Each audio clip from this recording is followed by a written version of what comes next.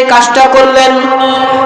করতে করতে আল্লাহর সাথে কথা বলতে বলতে বৃষ্টি আবার থেমে গিয়েছে।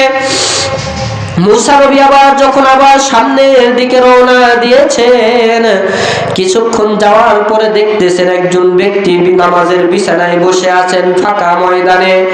চতুর্দিকে শুধু মরুভূমির ময়দান আর ময়দান। এই ময়দানের ভেতরে জায়নামাজ ফেলে আল্লাহ আল্লাহ আল্লাহ বলে ডাকতে রয়েছে। মুসা নবী ওই ব্যক্তির নিকটে গেলেন, যাওয়ার পরে ডাকতে বলেন, ও ভাইজান তুমি এখানে কি করতেছো? ওই ব্যক্তি ডাকতে বলেন, ওগো পয়গম্বর, আমি এখানে 40 বছর পর্যন্ত আল্লাহর কাছে ক্ষমা চাইতেছি। আল্লাহু আকবার বলেন। কত বছর পর্যন্ত বলেন না, জবানটা খুলে, কত বছর পর্যন্ত? 40 বছর পর্যন্ত আমি আল্লাহকে তওবা করতেছি, আমি ক্ষমা চাইতেছি, কিন্তু আল্লাহ আমারে ক্ষমা করে না। ওগো নবী, আপনি তো আল্লাহর সাথে কথা বলেন, আপনি মেহেরবানি করে আল্লাহকে একটু বলে দেন, আল্লাহ কি আমাকে কখনো ক্ষমা করবে না? বিশ্বনবীর সাহাবী বিশ্বনবী এবার মুসা নবী এবার আল্লাহকে ডাকতে বললেন, ওগো আল্লাহ, ও আল্লাহ, আপনি কি এই ব্যক্তিকে ক্ষমা করবেন না? এই ব্যক্তিকে কি ক্ষমা করতে আপনি চান না? কেন 40 বছর পর্যন্ত তওবা করে কবুল করেন না? কি গুনাহ করেছে, কি অপরাধ করেছে, কি গুনাহ করার কারণে আপনি 40 বছর পর্যন্তের তওবা গুলিকে কবুল করেন না?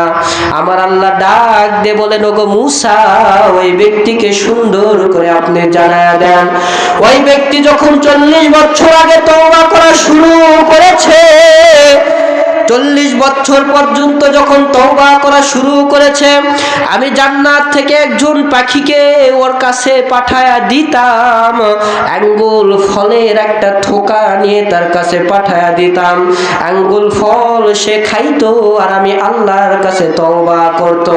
কিন্তু কোনদিন পর্যন্ত ওই পাখিকে বলে নাই, ভাই পাখি তুমি কি আজকে খেয়েছো নাকি? এই কথাটা কোনদিন পাখিকে বলে না। নিঃস্বার্থ ব্যক্তিকে আমি কখনো ক্ষমা করতে পারি না। নাউজুবিল্লাহ বলে। নিঃস্বার্থ ব্যক্তিকে কখনো আল্লাহ ক্ষমা করেন? জবান খুলে বলেন, করেন?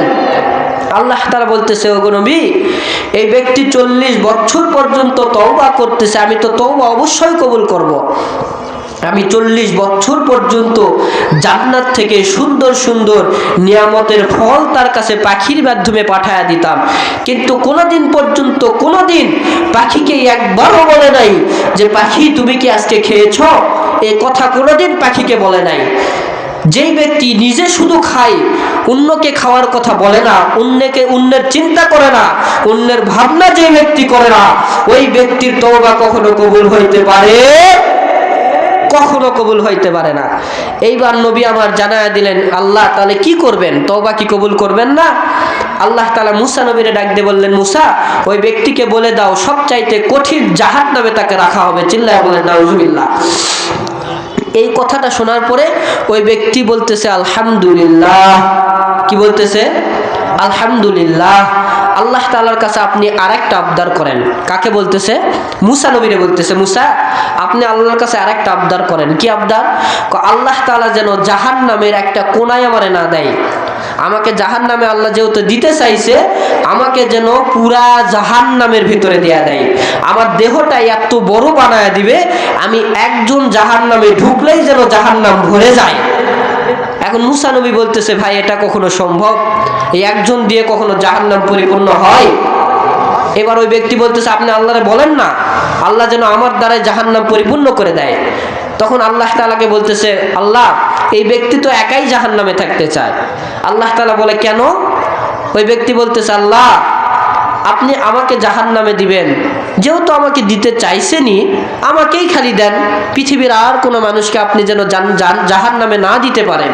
এই কারণে আমি আপনারে বলতেছিলাম, আমার দেহটা এত বড় করে দেন যাতে করে আমি একজন জাহান্নামে গেলে আর কোথাও জায়গা থাকে আমার অন্যান্য মুসলমান ভাইয়েরা যেন জাহান্নামে না যায়, এই কারণে আপনি আমার দেহ বড় করে দিয়ে আমাকে জাহান্নামে দেন।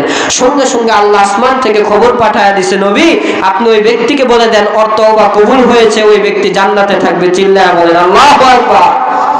এখন ওই ব্যক্তি বলতেছে, মুসা আল্লাহ তো একটু আগেই বললো আমার জাহান্নামে দিবে, আবার জান্নাতে দিতে চাই কেন?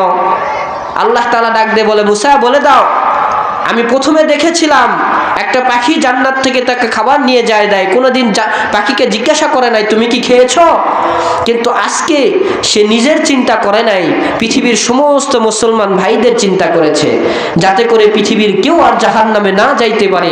যেই ব্যক্তি নিজের টেনশন বাদ দিয়ে অন্যের টেনশন করে, ওই ব্যক্তির তওবা 100% কবুল হবে। চিল্লায়া বলেন সুবহানাল্লাহ। তাহলে ওয়াজটা শুনে, ঘটনা শুনে কি বুঝলেন? নিজে খাইছেন, নিজে বড় লোকে ভাব দেখাইছেন, আপনার বাড়ির সাইডে একজন না খেয়ে বিছানায় পড়ে আছে, তার কখনো খবরই নেন না, সে না খাইতে পেরে পেরে পেরে পেরে মারা যাইতেছে, আর আপনি পোলাও কালিয়া কুরমা গোস্ত ঘরের ভেতরে খাইতেছেন। কখনো আল্লাহ তাআলা এরকম জালেমকে ক্ষমা করতে পারে? হাজ্জাজ বিন ইউসুফ আপনারা হয়তো চিনবেন, কোরআনুল কারীমের ভিতরে আগে জবরজের পেশ ছিল না,